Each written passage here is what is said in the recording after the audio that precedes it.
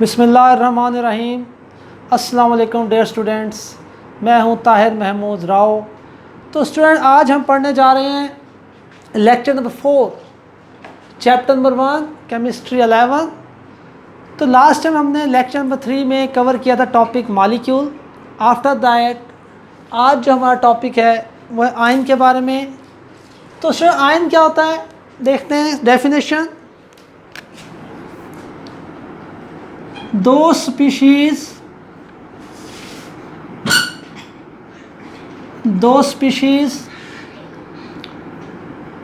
which carry either positive or negative charge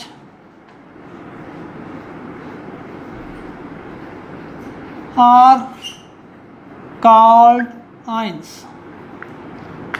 तो student, ऐसी species जिनके ऊपर या तो पॉजिटिव चार्ज हो या नेगेटिव चार्ज हो उनको हम आयंस कहते हैं। After that student, there are types. तो there are 2 types of ions students.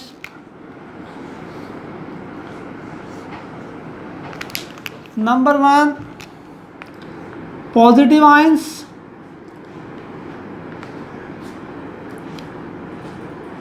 या फिर इनको हम कहते हैं कैट आयंस। पॉजिटिव आयंस या cations. Number 2 negative ions,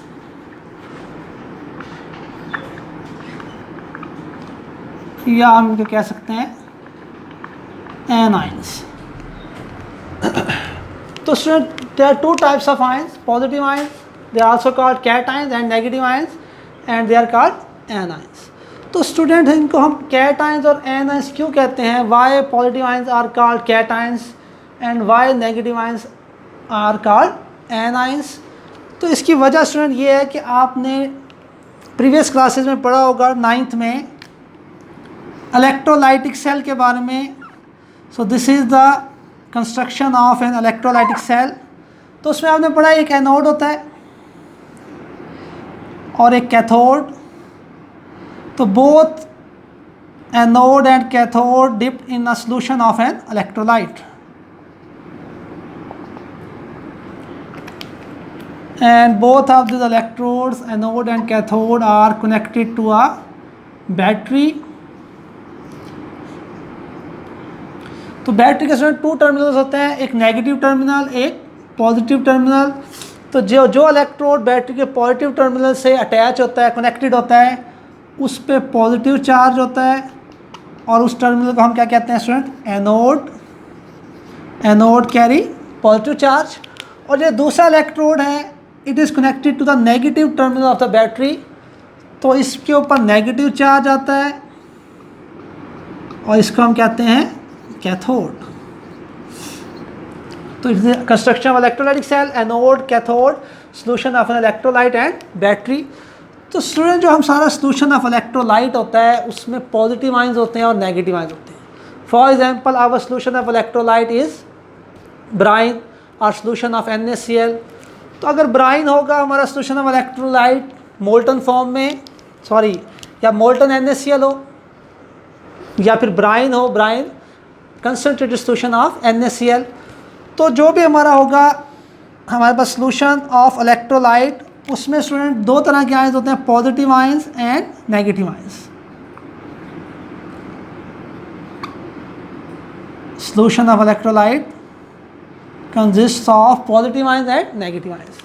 तो फिर होता क्या इसमें, जैसे हम बैटरी को कनेक्ट करते हैं तो जो क्या होता है भाई, जो पॉजिटिव आयंस होते हैं they are attracted towards the cathode. Cathode जो है पॉजिटिव आयंस को अट्रैक्ट करेगा क्योंकि कैथोड पे नेगेटिव चार्ज है, और एनोड जो है वो, एनोड पे पॉजिटिव चार्ज है तो वो नेगेटिव आयंस को अट्रैक्ट करेगा। तो that's why positive ions are called cations because cathode attract है, बिकॉज कैथोड जो है उनको अट्रैक्ट करता है, because of attraction of cathode. यानी जिन आयंस को कैथोड अट्रैक्ट करता है उनको हम कैट आयंस का नाम देते हैं। Cat comes from cathode, cations. Similarly जो एनोड है वो किनको अट्रैक्ट करता है, नेगेटिव आयंस को। एनोड अट्रैक्ट करेगा नेगेटिव आयंस को, दैट्स वाई एन आयंस कहते हैं, एन कम्स फ्रॉम एनोड। तो एन आयंस नेगेटिव आयंस और कैट आयंस पॉजिटिव आयंस। तो इस वजह से स्टूडेंट्स हमने इनका नाम रखा है cations and anions. After that student देखते हैं देयर फॉर्मेशन, बनते कैसे हैं ये positive ions and negative ions. आप इनकी अगर डेफिनेशन याद करना चाहें तो आप सेम वर्डिंग इस्तेमाल करके याद कर सकते हैं। Positive ion, a species which carry positive charge is called positive ion और कैटायन, और similarly a species which carry negative charge is called anion और नेगेटिव आयन। तो डेफिनेशन भी आप इसकी सिमिलर वर्डिंग इस्तेमाल करके, जो हमने आयन की डेफिनेशन लिखी है सेम वर्डिंग इस्तेमाल करके आप ये कर सकते हैं, डेफिनेशंस को भी याद। आफ्टर दैट फॉर्मेशन, फॉर्मेशन कैसे होती है, कैसे बनते हैं हमारे पास positive ion and negative ion. तो सोशल एटम से बनते हैं, एटम से क्या बनेंगे, positive ions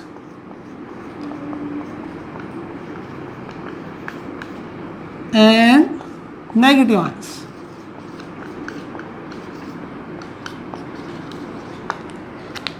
positive ions cations, negative ions anions. तो कैसे स्टूडेंट बनते हैं, एटम जो है ये न्यूट्रल होता है,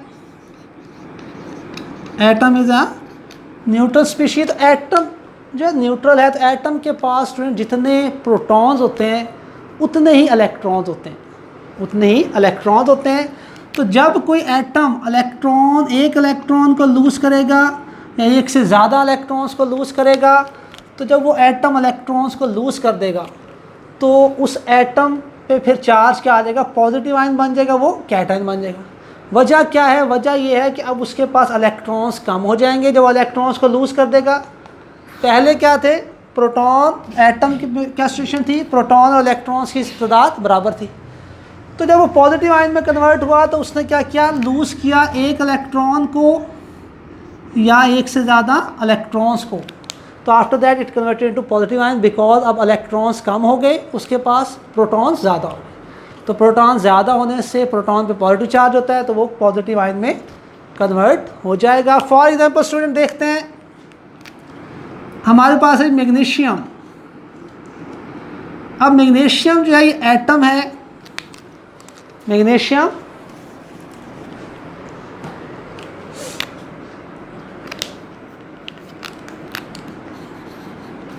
magnesium is an atom, neutral atom है मैग्नीशियम। तो मैग्नीशियम के पास प्रोटॉन्स भी कितने होते हैं, 12, और इलेक्ट्रॉन्स भी कितने होते हैं, 12। तो जब ये मैग्नीशियम जो है 2 इलेक्ट्रॉन्स अपने वैलेंस शेल के आखिरी शेल के 2 इलेक्ट्रॉन्स लूज़ कर देगा, तो क्या बन जाएगा, ये Mg पॉजिटिव 2 आयन। क्या बन गया, Mg पॉजिटिव 2 आयन। तो स्टूडेंट जो मैग्नीशियम होता है उसकी क्या सिचुएशन होती है, फर्स्ट शेल में, के शेल में 2 इलेक्ट्रॉन, टोटल कितने इलेक्ट्रॉन है, 12। एल शेल में 8 इलेक्ट्रॉन्स और एम शेल में 2 electrons. So this is situation of magnesium atom. तो आखिरी शेल में, वैलेंस शेल में 2 इलेक्ट्रॉन्स होते हैं। तो जब मैग्नीशियम का एटम 2 इलेक्ट्रॉन लूज़ कर देगा तो it will convert into Mg+2 ion. तो ये क्या बन गया स्टूडेंट, कैटायन। ये था एटम मैग्नीशियम का, और ये क्या बन गया, कैटायन। तो अब ये कैटायन में क्या सिचुएशन है, इसमें प्रोटॉन तो 12 ही है। अब 2 इलेक्ट्रॉन लूज है, इलेक्ट्रॉन पहले 12 थे, तो अब इलेक्ट्रॉन कितने रह जाएंगे, 10। तो देखिए अब इसमें Mg+2 आयन में प्रोटॉन्स 12 हैं और इलेक्ट्रॉन्स कितने हैं, 10। दैट्स वाई जो रेशो है, ये तादाद है प्रोटॉन्स और इलेक्ट्रॉन्स की, इसमें डिस्टर्बेंस आई, तो इससे क्या क्रिएट हो गए, कैटायंस बन गए हमारे पास। तो इसका मतलब जो एटम्स एक इलेक्ट्रॉन या एक से ज़्यादा इलेक्ट्रॉन्स लूज करेंगे तो they will form positive ions और कैटायंस। इट्स मीन कैसे फॉर्मेशन होती है कैटायंस की, तो हम कह सकते हैं कैटायंस आर फॉर्म, कैटायंस बनते हैं व्हेन एन एटम, जब कोई एटम लूजेज एन इलेक्ट्रॉन और electrons from the valence shell, तो जब अपने वैलेंस शेल से कोई एटम एक इलेक्ट्रॉन या एक से ज़्यादा इलेक्ट्रॉन लूज़ कर देगा टू स्टेबलाइज इटसेल्फ, तो हम कहेंगे तो क्या बनेंगे हमारे पास पॉजिटिव आयंस बनेंगे। तो सिमिलर स्टूडेंट नेगेटिव आयंस कैसे बनते हैं?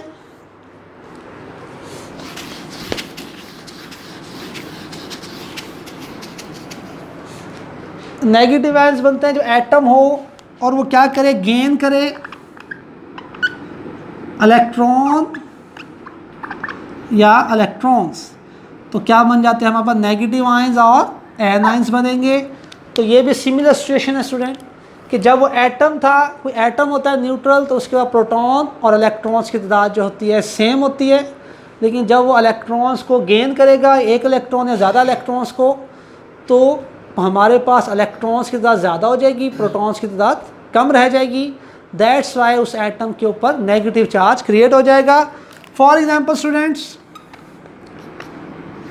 क्लोरीन, तो क्लोरीन जो है इसके पास प्रोटॉन भी 17 होते हैं, इलेक्ट्रॉन भी 17 होते हैं। जब ये क्लोरीन एक इलेक्ट्रॉन कहीं से गेन करेगा तो it will converted into a chloride ion, तो अब क्या बन गया Cl नेगेटिव क्लोराइड आयन। तो अब ये क्लोराइड आयन जो है ये क्या है, नेगेटिव आयन या फिर एन आयन। क्यों बनाया जी ये नेगेटिव आयन, चार्ज क्यों आया इस पर? क्योंकि अब इसने एक इलेक्ट्रॉन गेन किया, तो क्लोराइड आयन में प्रोटॉन तो 17 ही है, लेकिन एक इलेक्ट्रॉन गेन करने से इलेक्ट्रॉन कितने हो गए, 17 + 1 18। तो क्लोराइड आयन में इलेक्ट्रॉन 18 है, प्रोटॉन 17 है। दैट्स वाई इसके ऊपर नेगेटिव चार्ज क्रिएट हो गया। तो इसका मतलब जब एटम गेन 1 इलेक्ट्रॉन और more than 1 electron, negative ions और एनायंस आर फॉर्म। तो आप इस तरह कह सकते हैं, फॉर्मेशन में आप वर्ड इस्तेमाल कर सकते हैं, एनायंस और negative ions are form. Anions और नेगेटिव आयंस बनते हैं, कब बनते हैं? व्हेन एन एटम, जब कोई एटम गेन 1 और more than 1 electrons in their valence shell, अपने आखिरी शेल में वो एक्सेप्ट करे या गेन करे एक इलेक्ट्रॉन या एक से ज़्यादा इलेक्ट्रॉन को गेन करे, तो हमारे पास एनायंस बनेंगे। तो स्टूडेंट ये होगी फॉर्मेशन द आयन, उसके बाद types of ion. After that हमने देखा फॉर्मेशन बनते कैसे हैं हमारे पास, कैटायंस एंड एनायंस। तो आफ्टर टेस्टेशन हमारे पास इस बुक में, हमारे पास टेक्स्ट बुक में कैरेक्टरिस्टिक्स दी हुई हैं पॉजिटिव आयंस की, नेगेटिव आयंस की। तो हम एक क्वेश्चन के तौर पे एक क्वेश्चन हम डिस्कस करेंगे जिसमें तमाम हम कैरेक्टरिस्टिक्स को पॉजिटिव आयंस की और नेगेटिव आयंस की वो भी कवर कर लेंगे। तो क्वेश्चन है हमारा जो हम पढ़ने जा रहे हैं, आप differentiate between positive ion and negative ion.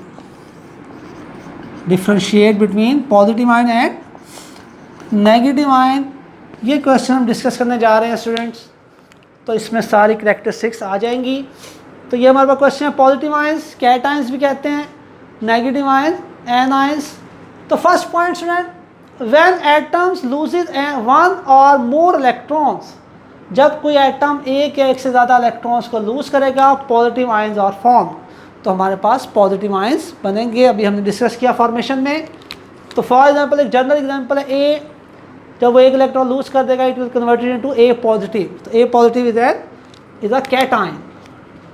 After that first point negative ions का क्या, व्हेन 1 और more electron are added to an isolated neutral atoms.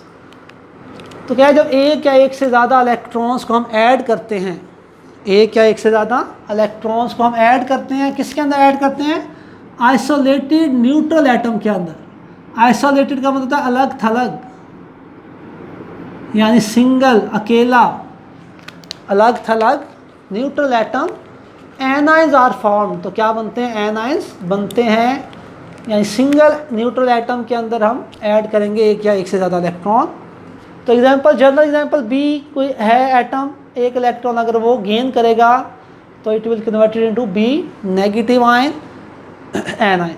तो first point student. Second, formation of cation is an endothermic process. तो student जब cations बनते हैं तो cations का बनना जो है एक एंडोथर्मिक प्रोसेस है, endothermic mean, endo mean inter, therm mean heat. यानी ये ऐसा प्रोसेस होता है, कैटायंस का बनना ऐसा प्रोसेस है जिसमें हीट जो है एब्जॉर्ब होती है। एंडोथर्मिक प्रोसेस मीन ऐसा प्रोसेस जिसमें हीट एब्जॉर्ब हो। तो फॉर एग्जांपल स्टूडेंट देखते हैं सोडियम। तो ये हमारे पास सोडियम का एक एटम है।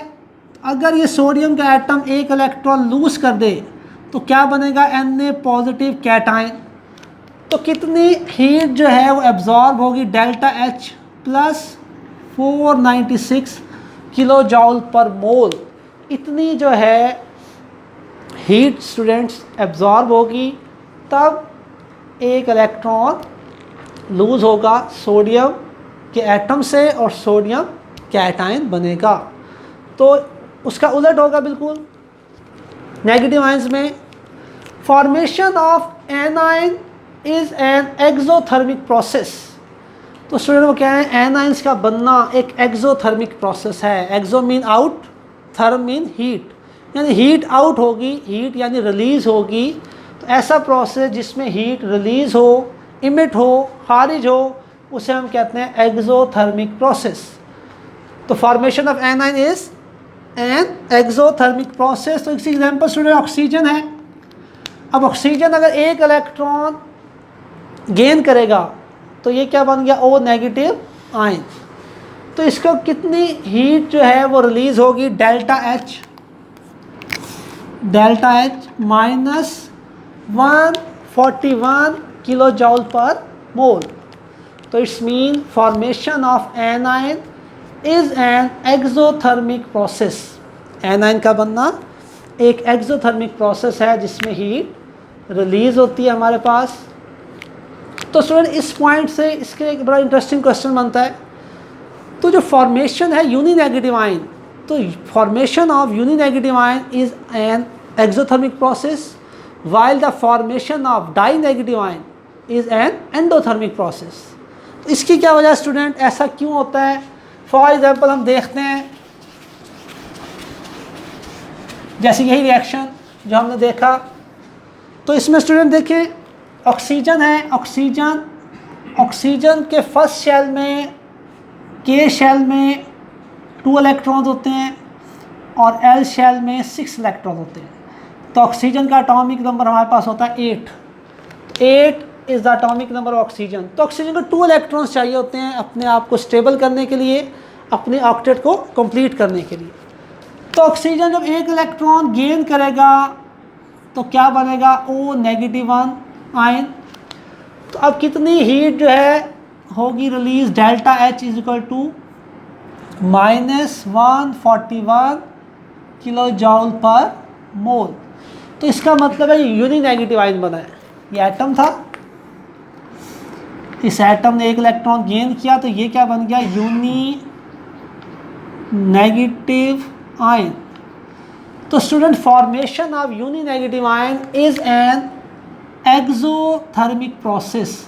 तो जब एक्सोथर्मिक प्रोसेस होता है तो माइनस का साइन आता है, और जब एंडोथर्मिक प्रोसेस होता है तो प्लस का साइन आता है। जैसे यहाँ देखें सोडियम था तो एंडोथर्मिक प्रोसेस था तो प्लस 496 किलो जॉल पर मोल एनर्जी जो है एब्जॉर्ब हुई थी। प्लस मीन एब्जॉर्ब हो रही है एनर्जी, एंड माइनस का मतलब होता है, नेगेटिव का मतलब होता है कि एनर्जी रिलीज़ हो रही है, यानी एक्सोथर्मिक प्रोसेस है। तो शुरू देखें एटम था, एक इलेक्ट्रॉन गेन किया तो क्या बन गया, यूनि नेगेटिव आयन। तो formation of uninegative ion is an exothermic process. तो ये क्या हो गया, एक्सोथर्मिक प्रोसेस है ये। While the formation of die negative ion, तो अगर ये यूनि नेगेटिव आयन है, ये दोबारा से एक इलेक्ट्रॉन मज़ीद जब गेन करेगा यूनि नेगेटिव आयन तो क्या बनेगा, डाई नेगेटिव आयन। तो अब जो है ये एंडोथर्मिक प्रोसेस होगा, 780 किलो जॉल पर मोल प्लस 780 किलो जॉल पर मोल एनर्जी एब्जॉर्ब होगी। यानी ये हमारे पास था स्टूडेंट यूनि नेगेटिव आयन, एक इलेक्ट्रॉन गेन किया, it will converted into die negative ion. तो यूनि नेगेटिव आयन से डाई नेगेटिव आयन बना तो कितनी एनर्जी, प्लस 780 किलो जूल पर मोल, इसका मतलब है प्लस मीन एंडोथर्मिक प्रोसेस हुआ है, एनर्जी जो है हमारे पास अब एब्जॉर्ब हुई है। तो इसकी क्या रीज़न स्टूडेंट, ऐसा क्यों होता है? इसकी वजह यह है स्टूडेंट, जब भी दो अपोजिट चार्जेस के दरमियान अट्रैक्शन होती है, फर्स्ट करें पॉजिटिव आयन है और नेगेटिव आयन है, ये दो हमारे पास हैं अपोजिट चार्ज आयंस, तो इनके दरमियान जाहिर बात अट्रैक्शन होगी।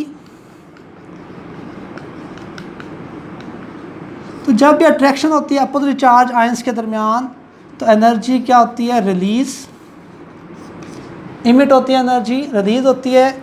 ऑन द अदर हैंड जब रिपल्जन होती है दो सेम चार्जेस के दरमियान, जाहिर बात चार्ज अगर सेम होगा, पॉजिटिव और पॉजिटिव चार्ज है, तो पॉजिटिव चार्जेस जो हैं रिपेल ईच अदर। तो जब भी रिपल्जन होती है सेम चार्जेस के दरमियान, तो रिपल्जन में क्या होगी? एनर्जी एब्जॉर्ब, एनर्जी एब्जॉर्ब होती है। तो सिचुएशन क्या होती है स्टूडेंट, जब ऑक्सीजन है तो ऑक्सीजन में जब एक इलेक्ट्रॉन आएगा, ऐड होगा, तो यहाँ पे ये न्यूट्रल एटम है, इसके पास प्रोटॉन्स भी 8 है, इलेक्ट्रॉन्स भी 8 है। तो जब ऑक्सीजन का एटम था तो इसके पास प्रोटॉन्स भी 8 थे, इलेक्ट्रॉन्स भी 8 थे। तो यहाँ बना लेते हैं हम इसको, प्रोटॉन्स फर्स्ट शेल में 2 इलेक्ट्रॉन, सेकंड शेल में 3 4 5 6, तो प्रोटॉन 8 और इलेक्ट्रॉन भी 8। तो this is an atom of neutral oxygen atom. तो यहाँ पे प्रोटॉन भी 8 है, इलेक्ट्रॉन भी 8 हैं। तो ये बैलेंस किया हुआ है पॉजिटिव और नेगेटिव चार्ज के एक दूसरे को जो है पॉजिटिव, ये बैलेंस हुआ है पॉजिटिव और नेगेटिव चार्ज। तो जब इसमें इलेक्ट्रॉन ऐड होगा, एक इलेक्ट्रॉन जब ऐड होगा, तो यहाँ पे जस्ट आपका ये होगा एक्सोथर्मिक प्रोसेस, एनर्जी जो है वो क्या होगी?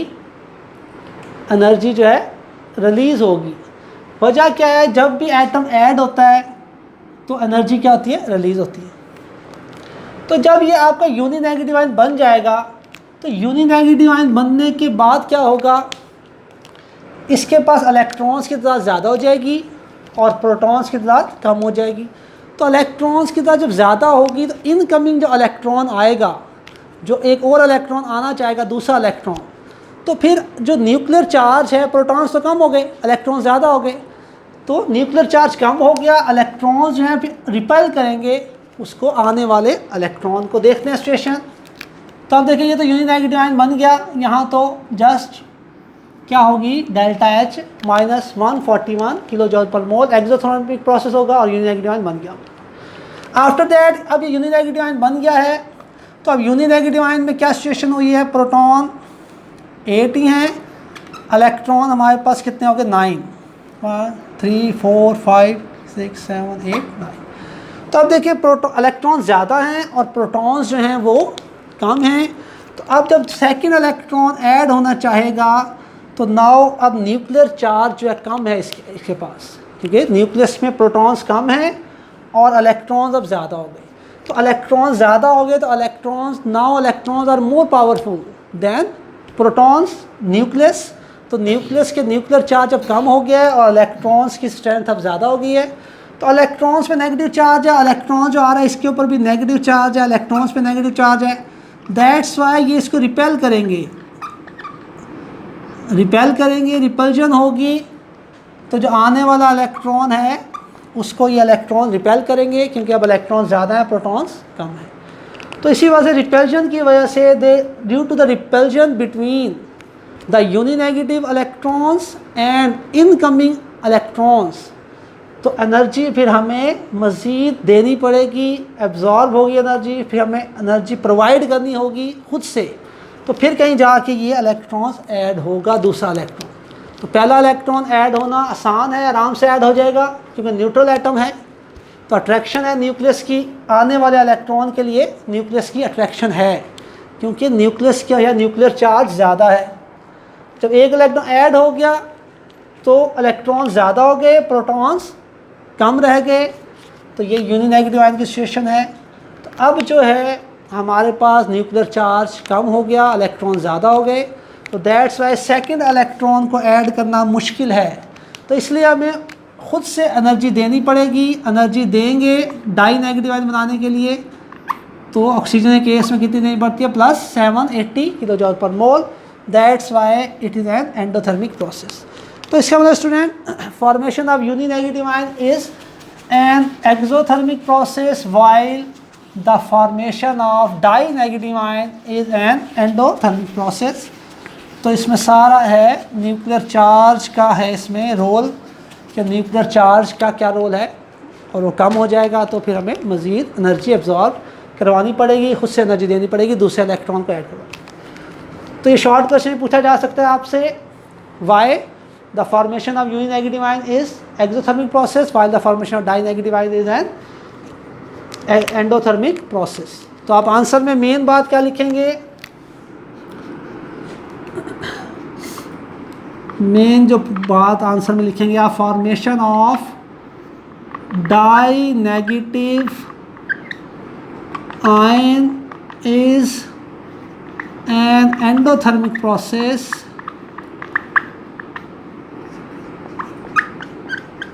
बिकॉज, मेन बात है जी, formation of die negative ion is an endothermic process because of repulsion. Repulsion होगी किसके दरमियान, between uni negative ion electrons, यानी जो यूनी नेगेटिव आयंस के पास इलेक्ट्रॉन्स हैं उनके दरमियान, एंड इनकमिंग इलेक्ट्रॉन, और जो दूसरा इलेक्ट्रॉन आने वाला दूसरा इलेक्ट्रॉन है उसके दरमियान, और जो पहले से यूनी नेगेटिव आयन के पास जो इलेक्ट्रॉन्स हैं उनके दरमियान क्या होगी, रिपल्जन। रिपल्जन की वजह से एंडोथर्मिक प्रोसेस होगा। तो ये आंसर आप लिख सकते हैं अगर आपसे क्वेश्चन पूछा जाता है, short question. After that student बहुत ही बेसिक पॉइंट्स हैं।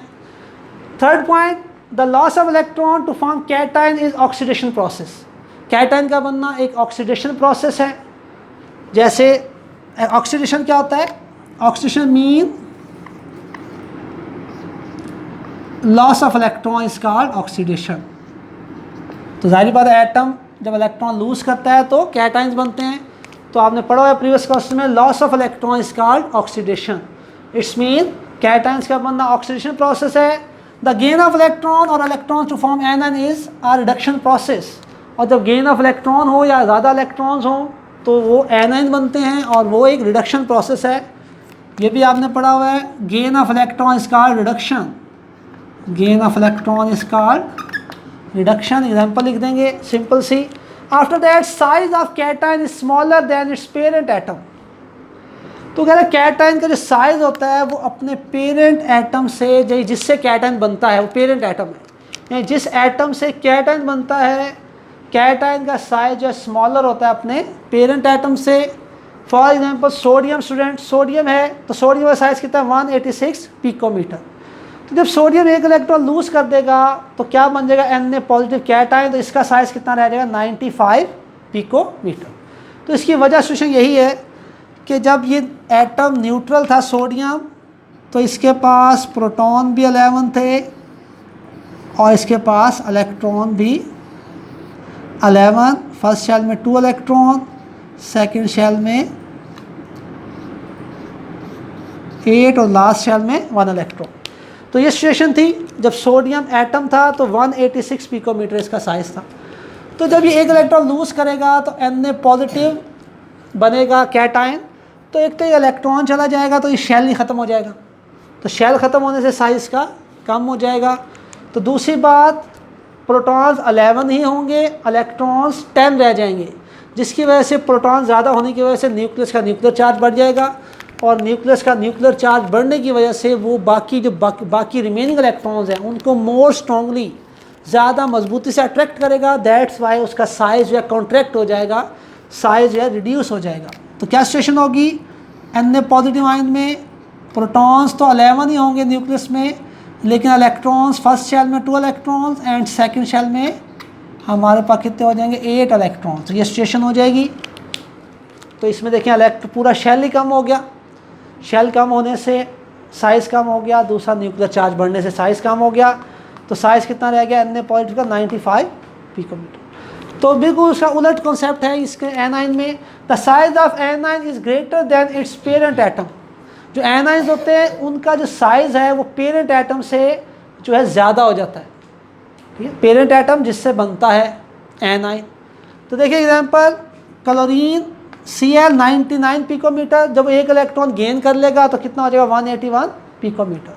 तो यहाँ भी सेम सिचुएशन स्टूडेंट कि जब इलेक्ट्रॉन ऐड होगा तो इलेक्ट्रॉन जब ऐड होगा तो इलेक्ट्रॉन्स की तादाद ज़्यादा हो जाएगी और प्रोटॉन्स की तादाद कम रह जाएगी। देखिए तो क्लोरीन है ना, तो क्लोरीन के पास प्रोटॉन भी 17 है, इलेक्ट्रॉन भी 17 है। लेकिन जब एक इलेक्ट्रॉन ऐड हो जाएगा, क्लोराइड आयन बन जाएगा, तो प्रोटॉन तो 17 ही रहेंगे, इलेक्ट्रॉन कितने हो जाएंगे 18 क्लोराइड आयन में। तो इलेक्ट्रॉन ज़्यादा होने से न्यूक्लियस का न्यूक्लियर चार्ज कम हो जाएगा, ठीक है। न्यूक्लियस का न्यूक्लियर चार्ज होता है प्रोटॉन्स की वजह से, प्रोटॉन्स कम रह गए, इलेक्ट्रॉन ज़्यादा हो गए, तो दैट्स वाई न्यूक्लियस का न्यूक्लियर चार्ज जो है वो कम हो जाएगा, जिसकी वजह से वो इलेक्ट्रॉन्स को कम अट्रैक्ट करेगा, जिसकी वजह से इलेक्ट्रॉन ज़्यादा दूर दूर फैल जाएंगे, वो कम पकड़ में रहेंगे न्यूक्लियस की, दैट्स वाई साइज़ जो है इंक्रीज़ हो जाएगा। तो that's the reason anion size of anion is greater than its parent atom. After that electropositive metal lose electron to form cations. तो नॉर्मली मेटल्स जो हैं इलेक्ट्रोपॉजिटिव मेटल्स, इलेक्ट्रोपॉजिटिव मेटल्स में ऐसी मेटल्स जो इलेक्ट्रॉन लूज़ करती हैं, तो electron loose करने की टेंडेंसी है, इसे कहते हैं इलेक्ट्रोपॉजिटिविटी। तो मेटल्स जो हैं वो इलेक्ट्रोपॉजिटिव होती हैं या इलेक्ट्रोपॉजिटिविटी शो करती हैं, तो मेटल्स जो हैं वो इलेक्ट्रॉन लूज़ करती हैं और कैटाइंस बनाती हैं नॉर्मली। जैसे आप देखते हैं सोडियम मेटल है तो एक इलेक्ट्रॉन लूज़ करेगा तो क्या बन गया कैटाइन। तो उसका उलट usually non metals gain electrons to form anions. तो नॉन मेटल्स जो होती हैं उनके पास टेंडेंसी होती है इलेक्ट्रॉन्स गेन करने की। जब नॉन मेटल इलेक्ट्रॉन गेन करेंगी तो क्या बन जाएंगे, हमारे पास एनाइंस बन जाएंगे। Last point student, common and simple examples of cations are, examples देख लें, potassium ion, calcium, aluminium ion, iron and tin. तो ये एग्जांपल्स होगी कैटाइंस की। Common and simple example of anions are fluoride ion, chloride ion, iodide ion, sulphur ion और phosphorus ions. So these are the simple example of cations and anions. तो ये सब question अगर आएगा आपके पास differentiate between cations and anions, तो ये आप 6 पॉइंट्स उसमें आप लिख देंगे। तो आफ्टर दैट स्टूडेंट आज के लेक्चर में लास्ट पॉइंट हम देखते हैं।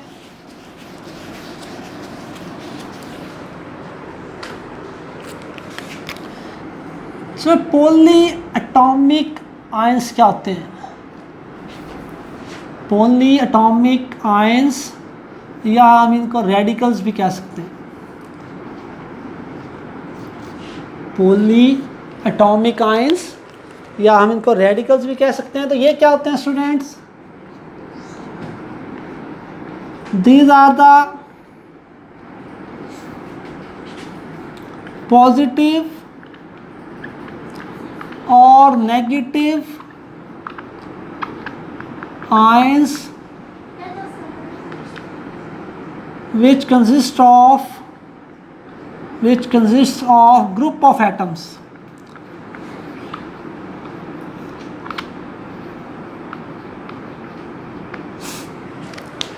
तो polyatomic ions, poly means so many, atomic ions यानी ऐसे आयंस जिसमें सो मैनी एटम्स हों, बहुत सारे एटम्स हों, ऐसे आयंस, इनको हम रेडिकल्स भी कहते हैं। प्रीवियस क्लास में पढ़ के आए रेडिकल्स।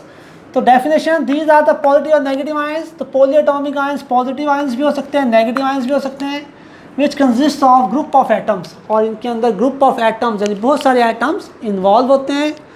तो इनकी टाइप्स देख लेते हैं, टाइप्स ऑफ पॉलीएटॉमिक आयंस या फिर रेडिकल्स। तो इसकी टाइप्स हैं, इसकी 2 टाइप्स हैं,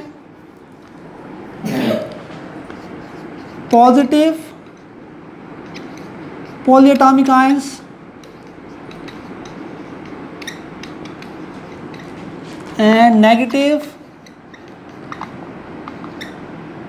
पॉलीएटॉमिक आयंस।